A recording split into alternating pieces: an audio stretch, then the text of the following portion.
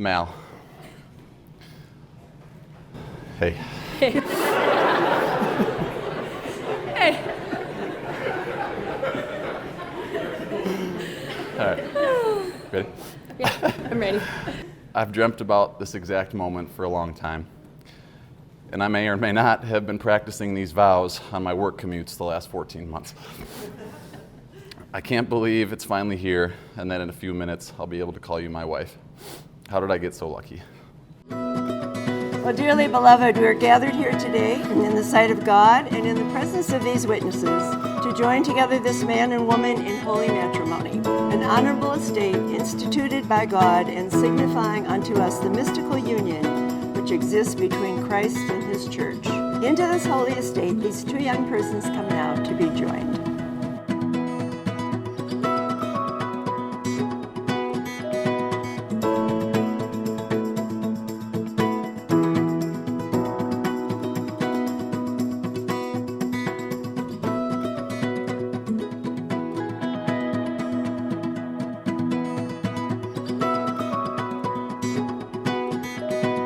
She's gorgeous.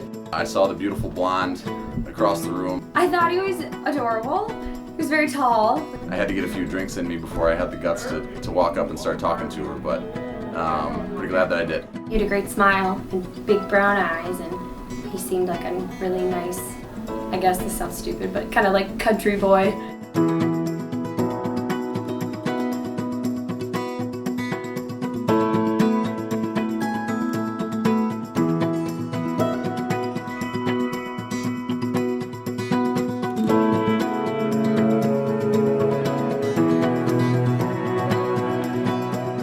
So we kind of went our separate ways for a little while and rekindled.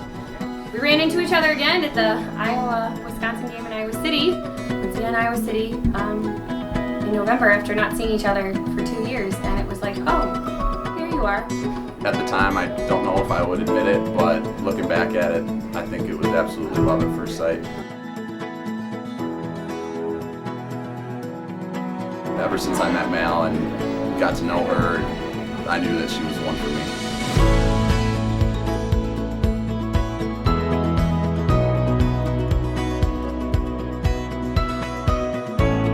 Soulmate is someone who has locks that fit our keys and keys to fit our locks.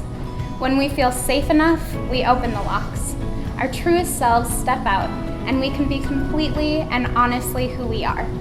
We can be loved for who we are and not for who we're pretending to be. Each unveils the best part of the other. No matter what else goes wrong around us, with that one person, we are safe in our own paradise. So I think now is the part where I make my vows to you. I vow to always get things down for you from the top shelf.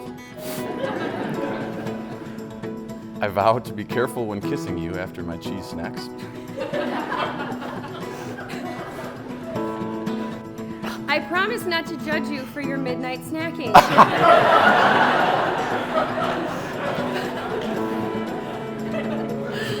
I promise to let our children wear equal parts Hawkeye and Badger apparel. Sorry, Dad. Sorry, Dad.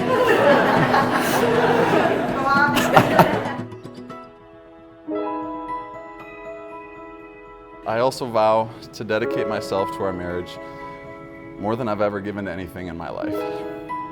I will embrace the good times, work through the tough times. It might not always be easy, but it will always be worth it. I promise to be there for you when you need a good laugh or a good cry. I promise to always be your silver lining when it seems like the world is not on your side. I promise to prioritize us and always appreciate just how lucky I am to have found you. I promise to love you for all that you are and all that you will become. I promise to always love you, respect you, care for you, laugh with you, and make you as happy as I possibly can.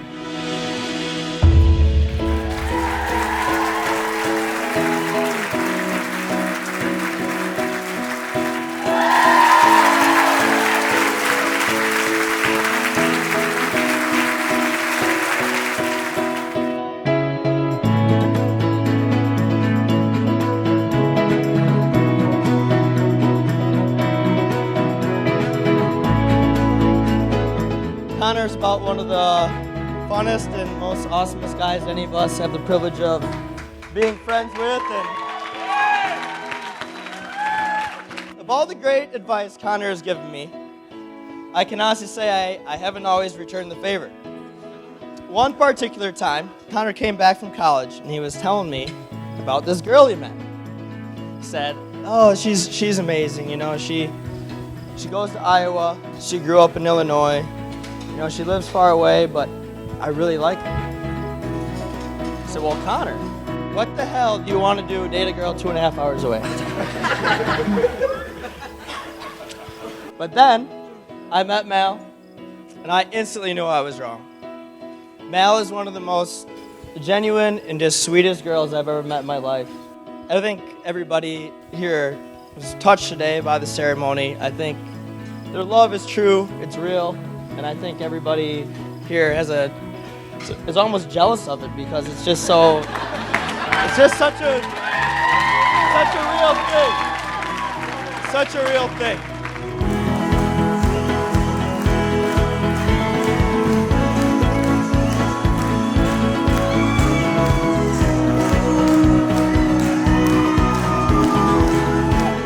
Mal, you're loved by every person in this room, but no one loves you quite as much as the man you now call your husband.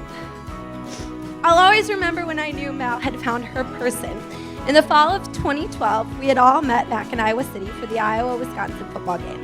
Connor was there for the game with his buddies, and I'll never forget seeing him at Brothers Bar that afternoon.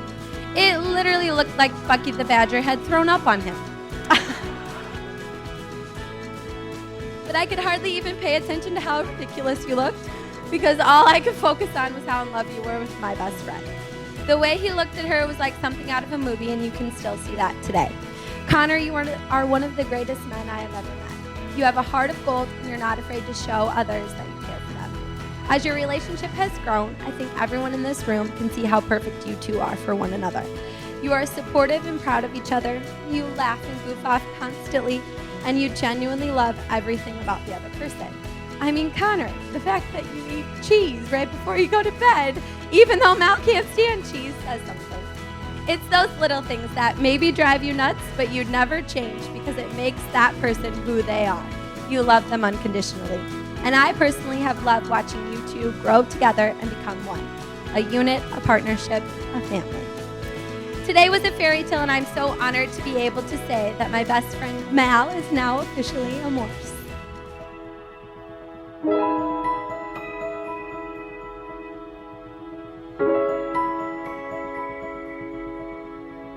May the road rise to meet you. May the wind be always at your back.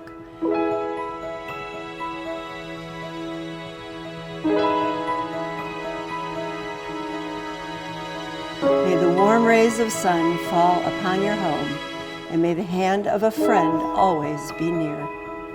May green be the grass you walk on, may blue be the skies above you. May pure be the joys that surround you, may true be the hearts that love you.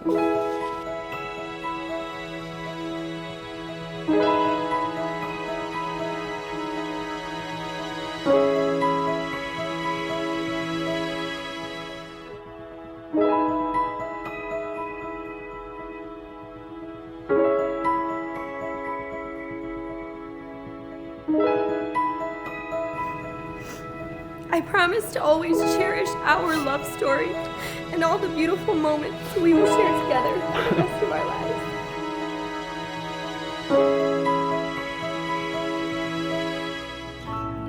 You are my best friend and the love of my life, and I cannot wait to continue having a blast with you. My love for you grows every day, and I truly believe that the best is yet to come. I love you with all of my heart, and will continue to do so forever and always.